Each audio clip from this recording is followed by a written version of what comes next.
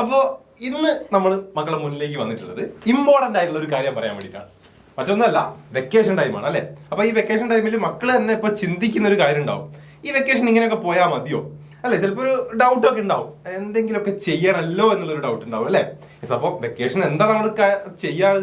പൊതുവെ വെറുതെ time waste ചെയ്യാണ്. പക്ഷെ ടൈം വേസ്റ്റ് ചെയ്യുന്ന ആ ഒരു ടൈമൊക്കെ കഴിഞ്ഞു, ഇനി അങ്ങനെ ആവാൻ പാടില്ല. സോ ആ ഒരു കാര്യം പറയാൻ വേണ്ടിയിട്ടാണ് മിസ്സും സാറും വന്നിട്ടുള്ളത്.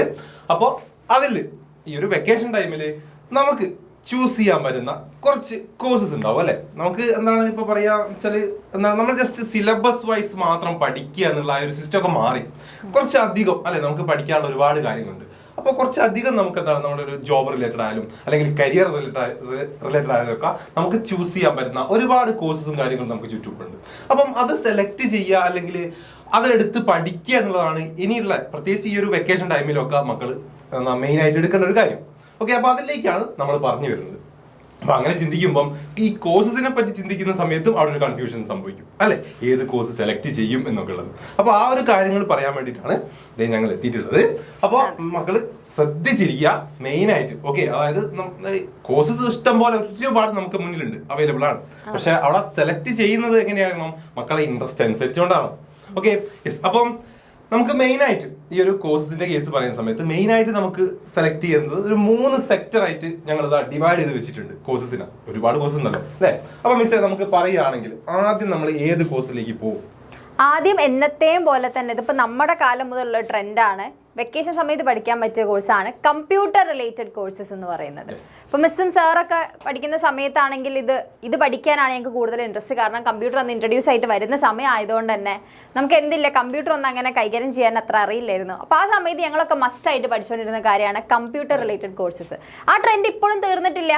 ഇപ്പോഴും എന്താണ് കമ്പ്യൂട്ടർ ഇങ്ങനെ ഭരിച്ചുകൊണ്ടിരിക്കുകയാണ് അല്ലേ. അപ്പോൾ അതിനനുസരിച്ചിട്ട് അപ്ഡേഷൻസ് വന്നുകൊണ്ടിരിക്കുകയാണ്, എല്ലാം ഡിജിറ്റലൈസ്ഡ് ആയിക്കൊണ്ടിരിക്കുകയാണ്. അപ്പോൾ കമ്പ്യൂട്ടറിൽ നിങ്ങൾക്ക് ചെയ്യാൻ പറ്റുന്ന കമ്പ്യൂട്ടർ ഡിസൈനിങ്, ലാംഗ്വേജ്, അല്ലെങ്കിൽ നിങ്ങൾ കൊമേഴ്സുകാരാണ് അപ്പോൾ അതുകൊണ്ട് നിങ്ങൾക്ക് കമ്പ്യൂട്ടർ ഫിനാൻഷ്യൽ അക്കൗണ്ടിങ് റിലേറ്റഡ് ആയിട്ടുള്ള കമ്പ്യൂട്ടർ ഡിപ്ലോമകളൊക്കെ ചെയ്യാൻ വേണ്ടി പറ്റും.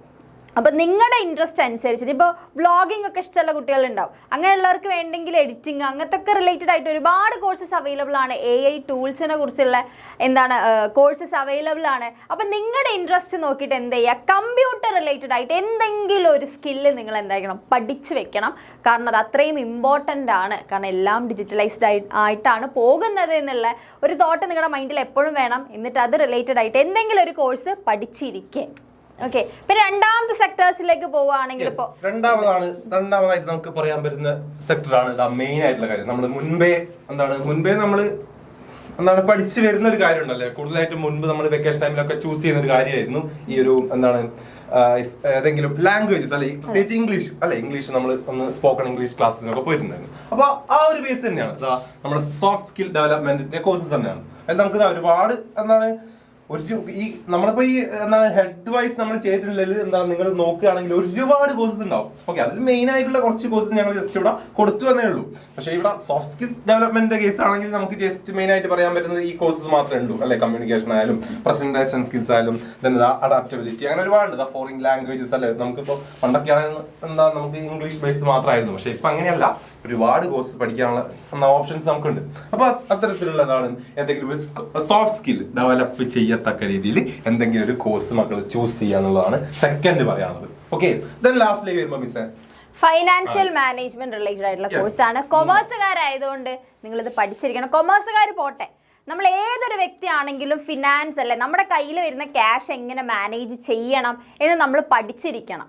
എന്നാൽ മാത്രമേ നമുക്ക് ലൈഫിൽ സക്സസ് ആയിട്ട് പോകാൻ വേണ്ടി പറ്റുള്ളൂ. എല്ലാ സക്സസ് ആയിട്ടുള്ള ആൾക്കാരെ എടുത്ത് നോക്കിയാലും വലിയ വലിയ കോടീശ്വരന്മാരൊക്കെ കാണാറില്ലേ, അവരൊക്കെ അവരുടെ കയ്യിൽ വരുന്ന ക്യാഷ് ഏറ്റവും മാക്സിമം അതിൻ്റേതായിട്ടുള്ള ബെസ്റ്റ് രീതിയിൽ യൂട്ടിലൈസ് ചെയ്യണതുകൊണ്ടാണ് അവരുടെ കയ്യിൽ ക്യാഷ് ഇങ്ങനെ വന്നുകൊണ്ടിരിക്കുന്നത്. അപ്പോൾ അത് റിലേറ്റഡ് ആയിട്ട് എന്ത് ചെയ്യുക, എന്തെങ്കിലും ഒരു കോഴ്സ് പഠിക്കുക. അതായത് ഡിപ്ലോമ ഇൻ ഫിനാൻഷ്യൽ മാനേജ്മെൻറ്റ് അല്ലെങ്കിൽ ട്രഷറി, പിന്നെ investment banking and risk management ഒക്കെ വളരെ സ്കോപ്പുള്ള കാര്യമാണ്. ഇപ്പോൾ ഇതിനൊക്കെ ഭയങ്കരമായിട്ട് സ്കോപ്പ് വന്നുകൊണ്ടിരിക്കുകയാണ്, ഇതിനെക്കുറിച്ച് ആൾക്കാർ അറിഞ്ഞുകൊണ്ടിരിക്കുകയാണ്. അപ്പോൾ ഒരു കാലം കഴിയുന്ന സമയത്ത് അല്ലെങ്കിൽ കുറച്ചുകൂടെ ലോങ് റണ്ണിലേക്ക് ചിന്തിക്കുമ്പോൾ ഇതൊക്കെ അറിഞ്ഞിരിക്കേണ്ടത് ആവശ്യമുള്ള കാര്യമായിട്ട് മാറും. അപ്പോൾ ഈ ഒരു ടൈമിലെ നിങ്ങൾ പഠിച്ച് വെക്കുക. ഓക്കെ, കാരണം നിങ്ങൾ ഇതൊക്കെ കഴിഞ്ഞത് ട്രേഡിംഗ് ഒക്കെ സ്റ്റോക്ക് മാർക്കറ്റ് കാര്യങ്ങളൊക്കെ, കാരണം നിങ്ങളിത് കഴിഞ്ഞ് നിങ്ങളുടെ സ്കൂളൊക്കെ കഴിഞ്ഞാൽ നിങ്ങൾ നേരെ ഏൺ ചെയ്യാനാണ് പോകുന്നത് അല്ലേ, ക്യാഷ് ഏൺ ചെയ്യാനാണ് പോകുന്നത്. അപ്പോൾ ആ ക്യാഷ് മാക്സിമം എങ്ങനെ യൂട്ടിലൈസ് ചെയ്യണം എന്നുള്ള ഐഡിയ ഒക്കെ നിങ്ങൾക്ക് ഇങ്ങനത്തെ കോഴ്സ് പഠിച്ചാൽ കിട്ടുന്നതായിരിക്കും. അപ്പോൾ ഇങ്ങനത്തെ കോഴ്സുകളൂടെ പഠിച്ച് വെക്കുക, വളരെ നല്ല ഓപ്ഷനാണ്. അപ്പം നിങ്ങൾക്ക് ഇഷ്ടമുള്ളത് ഇതിൽ ഏതാണ്? നമ്മളിപ്പോൾ 3 ഓപ്ഷൻസ് പറഞ്ഞു അല്ലേ, കമ്പ്യൂട്ടർ പറഞ്ഞു, സോഫ്റ്റ് സ്കിൽസ് പറഞ്ഞു, പിന്നെ ഫിനാൻഷ്യൽ മാനേജ്മെന്റ് പറഞ്ഞു. അപ്പം നിങ്ങളുടെ ഇൻട്രസ്റ്റ് അനുസരിച്ചിട്ട് ഇതിൽ ഏതെങ്കിലും ഒരു കോഴ്സ് എടുത്ത് നിർബന്ധമായിട്ടും ഈ ഒരു 2 മാസത്തിനുള്ളിൽ അല്ലേ, ചെറിയ കാലയളവ് മതി. നിങ്ങൾ ഒരുപാട് ഓൺലൈനായിട്ടും പഠിക്കാം, ഓഫ്ലൈനായിട്ട് തന്നെ പോകണമെന്നില്ല.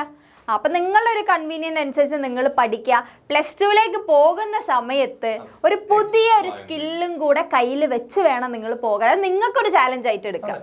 നിങ്ങൾ തന്നെ ചാലഞ്ച് ചെയ്യുക. കാരണം നിങ്ങളുടെ ഫ്രണ്ട്സ് അടുത്ത തവണ നിങ്ങളുടെ ക്ലാസ്സിൽ എല്ലാവരും ഒരേപോലെ തന്നെയുള്ള കുട്ടികളായിരിക്കും. പക്ഷെ നിങ്ങൾ എക്സ്ട്രാ സ്പെഷ്യലായിട്ട് കഴിഞ്ഞ +1 കണ്ട നിങ്ങളല്ല, ഒരു എക്സ്ട്രാ ഒരു ആഡ് ഓൺ ആയിട്ടൊരു കോഴ്സ് കൂടെ കയ്യിലുള്ള ഒരാളായിട്ട് പോകാൻ വേണ്ടിയിട്ട് ശ്രമിക്കുക.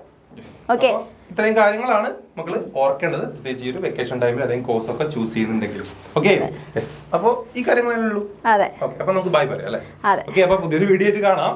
അതുവരെ അവരെ ഇൻട്രസ്റ്റ് എന്താണെന്നോട് നമ്മൾ ചോദിച്ചില്ല അല്ലേ, അപ്പൊ അതൊന്ന് കമന്റ് ചെയ്യാം. ഞങ്ങളിപ്പോ കുറച്ച് കോഴ്സ് പറഞ്ഞു തന്നു. അതിൽ നിങ്ങൾക്ക് ഇഷ്ടപ്പെട്ടത് ഏതാണ്, നിങ്ങൾ ഏത് പഠിക്കാനാണ് ഞാൻ ഈ കോഴ്സ് ഞാൻ പഠിച്ചിരിക്കില്ല, ഈ ഒരു കാര്യം ഞാൻ ഡെവലപ്പ് ചെയ്തെടുക്കും എന്നാണെങ്കിൽ അത് ഏതാന്നുള്ളത് എന്ത് ചെയ്യുക, കമന്റ്സിൽ പറയാം. അതാവുമ്പോൾ ഞങ്ങൾക്കും ഒന്ന് അറിയാലോ നിങ്ങൾ ഏതൊക്കെയാണ് ചെയ്യണമെന്നുള്ളത്. ഓക്കെ, അപ്പൊ അത്രയും കാര്യങ്ങളാണ്. അപ്പൊ നമുക്ക് പുതിയ വീഡിയോ കാണാം. അതുവരെ ബൈ.